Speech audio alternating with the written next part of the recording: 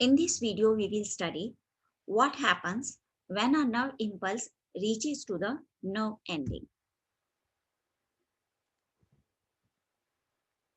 This is the nerve ending of a nerve fiber, and this is the dendrite of the adjoining nerve fiber. See, we already know that a neuron is having a two-part, that is dendrites, axon, and then this axon, it end in the nerve ending. Now, another neuron start from adjoining this nerve ending. Now, this is going to transmit the impulse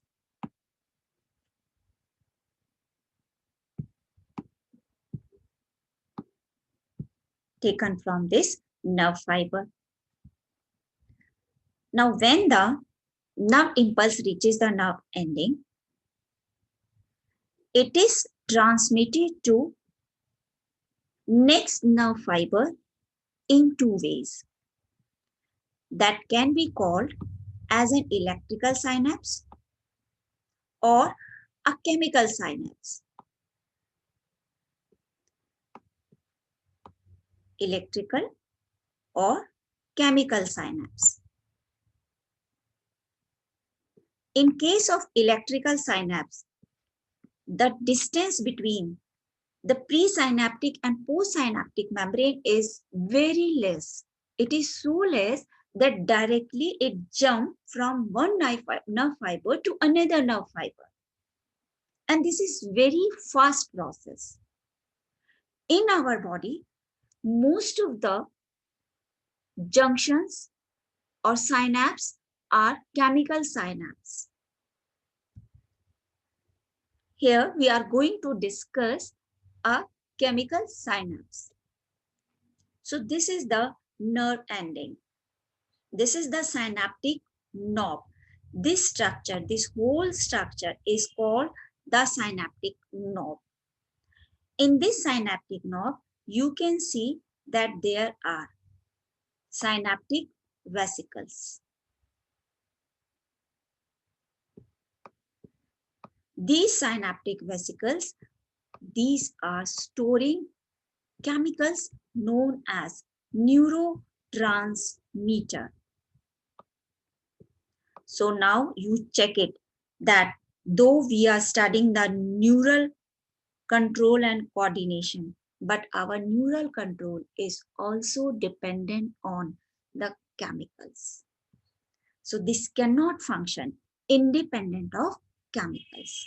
So these chemicals here are known as neurotransmitters because these are transmitting the nerve impulse from one nerve fiber to another nerve fiber. And in our body, there are different types of neurotransmitter. In fact, our action is dependent on the type of the neurotransmitter that is secreted at the synapse. All of you are well aware of adrenaline. When the adrenaline is secreted, then all our actions are aggravated. So it depends on the neurotransmitter. Now, what exactly is a synapse? Synapse is a junction. Never a nerve ending directly touch another nerve fiber. Never. There is always a certain gap between the nerve ending of presynaptic nerve fiber and the dendrite of the postsynaptic nerve fiber. So all these three together, that is the presynaptic fiber and the postsynaptic and the space between them known as the synaptic cleft. Collectively, this is called synapse. Again, I am repeating. Presynaptic membrane, that is the membrane of the nerve ending. Postsynaptic membrane, that is the membrane of the dendrite. And the space between them, that is called synaptic cleft.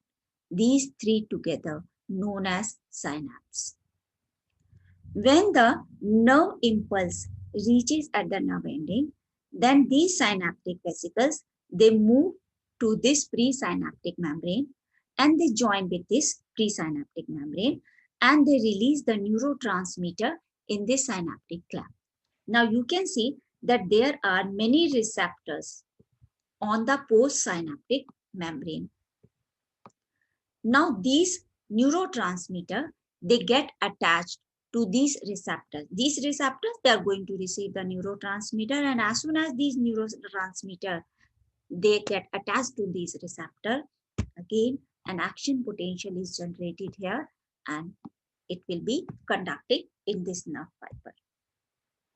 Now when this nerve impulse has been transmitted to the next nerve fiber, then this neurotransmitter is either taken back into these vesicles or it is destroyed, because if it is going to be there again and again, it is going to stimulate the next nerve fiber. So it may be destroyed, and this is destroyed by the enzymes present there. For example, say if it is acetylcholine here, it may be one of the neurotransmitter is acetylcholine. So if acetylcholine is released here, then there is enzyme called acetylcholine esterase. This acetylcholine esterase, this will destroy this acetylcholine. And so this synapse is now ready to receive another stimuli at this junction. If the nerve ending is making a junction with the muscle fiber, say this is our nerve ending,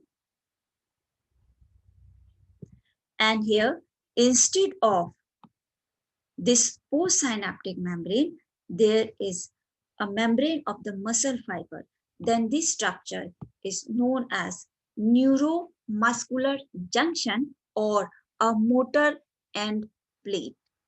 The sequence of event is same in both the case, that again a neurotransmitter is going to be released here, then this is going to bind with the receptor present on the muscle fiber, and again a series of events will start in the muscle that will result in a muscular contraction that we have already studied in our previous chapter. So a nerve ending may end on a synapse or it may end on a motor end plate.